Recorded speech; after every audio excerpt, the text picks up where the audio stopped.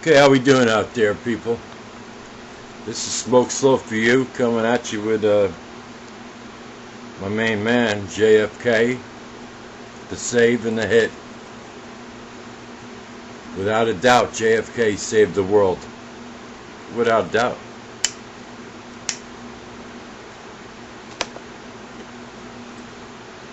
He reminded Khrushchev of MAD, mutual assured destruction. Okay? Without a doubt, we could do it. But Khrushchev, I guess, realized, whoa. Okay? Thing was, we caught him in time, okay, with trying to set up Cuba.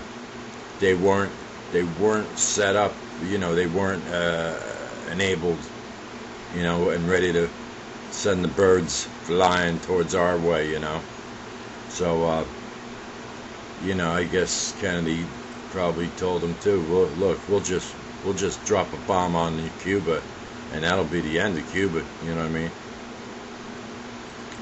I don't know. I'm not sure what Kennedy told Khrushchev, but I'm sure he reminded him of the, MAD Pact. And anyway, it worked out good, and we're here now because of what Kennedy did. But then the guy with the power and the motive, the top dog, was l.b.j. Who had the power? Who had the motive? l.b.j. He would become president, and motive, stay the hell out of jail. What do they call that? Presidential clemency or whatever? Or presidential executive privilege?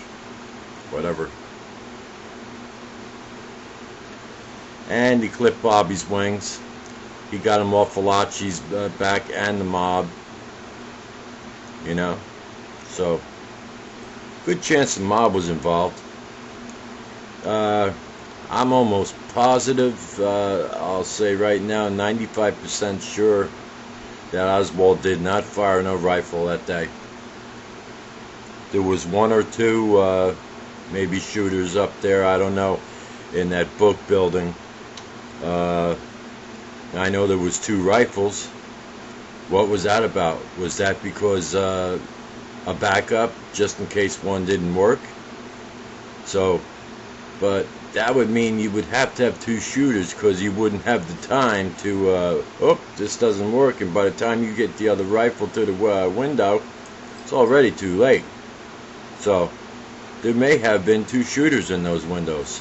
Like I say, I've seen like a photo or a short video clip that was still showed a Caucasian and an Afro-American, one on both ends of the windows. The white cat was at the window supposedly where Oswald should have been, and the African American was at the other end of that room, closer towards the grassy knoll area. Didn't show him with weapons, but showed him in the windows. Okay. Oswald realized he was a patsy. Like I say, he needed a place to think and try to wrap his mind around what came down. All right. I think he only brought if he brought a rifle, nobody actually seen him bring a rifle in that building. They seen him with a package. But supposedly it was curtain rods, and it may have been. It may have been. Okay, but if it was a rifle, then I say he brought the party favor to the party. You know what I mean? Okay. That's it, and then when it went down, he realized how he stood, or maybe he even realized it before it went down, and what would happen if it did. So he had to get out of there and think of a way, what he was going to do, where he was going to go, and stuff like that. Here's a weird thing, too. The cop swears, actual footage now, going back into 63 or whatever, actual footage, a cop swears that he's seen a man just matching Oswald's description exactly getting into a green, I think with a white top car, and taking off right about, just about where John got his head blown off, right at the grassy knoll. The guy came down the knoll and got in this green and white car. But yet, the landlady of Oswald swears he was on the other way, okay, like on the other street behind the book building, and hopped on a bus with her. She says Oswald was on the bus with her, okay, and that's his own landlady. Now, who's lying here? Okay? How do you like that? So, it's unbelievable. It's unbelievable. Then, of course, again, we have the lack of paraffin, and the chief of police admits to the reporters he fired a gun. That's all he would say. No rifle, just a gun. No paraffin on the cheek. Paraffin is like a chemical residue that comes off each shell casing, and the blast of the powder is like blowback, and it's the paraffin, like the paraffin is wax, and it's, you know, it's got something to do with the makeup of the final shell when it's put together. Okay, none on the cheek. Asked twice about it. Did he fire a rifle? He fired a gun. Okay, 2 rifles. They admit the Mauser was there. All of a sudden, though, when they found 3 empty shell casings matching the Carcano, that Mauser disappears. Okay, it then becomes a Carcano rifle at 6.50 instead of a 7.65. Okay. Where'd it go?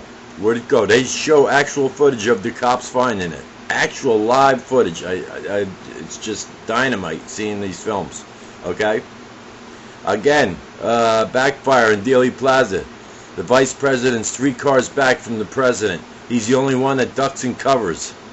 Because you know why? He knows what's headed that way. You know, that day.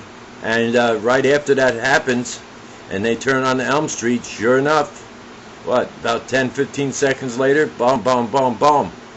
You know, or actually, boom, boom, boom, boom. And it's all over.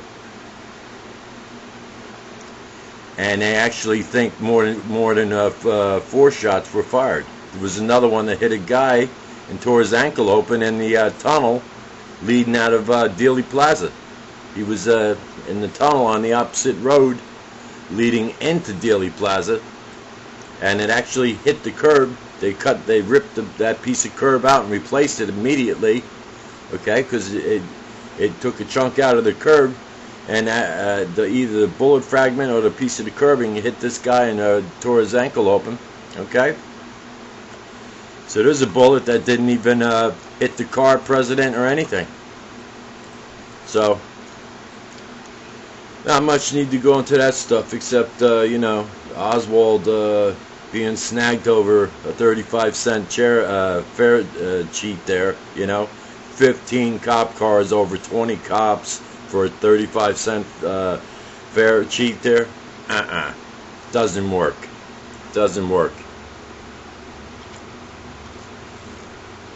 So, okay, also, it would be a good idea to try to keep him quiet, wouldn't it? With what he knew?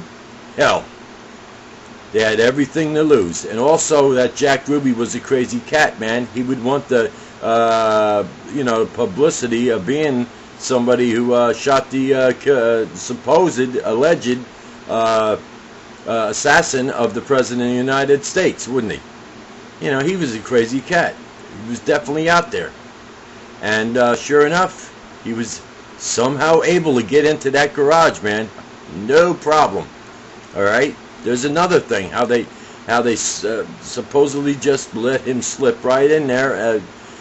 From what I've seen on some films, at least one, he was actually let in by one of the cops. It was arranged. So you know, it was all. It was. Everybody was basically. Well, not everybody, but at least Oswald and definitely the president. They were set up. Okay. You got the guy behind the fence. Everybody ran towards that fence at Dealey Plaza. Nobody ran towards the book building. Nobody. Everybody, even the cop, like I said before, the cop on the cycle tried to ride up that hill. Okay? And I think I'm over my time, so I'm going to have to go. God bless you all, and I hope I can get this video up there. Look it up. Look it up. But I'll tell you right now, the president was taken out by his own vice president, and not Oswald was definitely not a shooter. It was l.b.j. He had the power and the, you know, he had the motive to make a move. All right, everybody, this smoke is slow for you. Peace out. God bless. Later.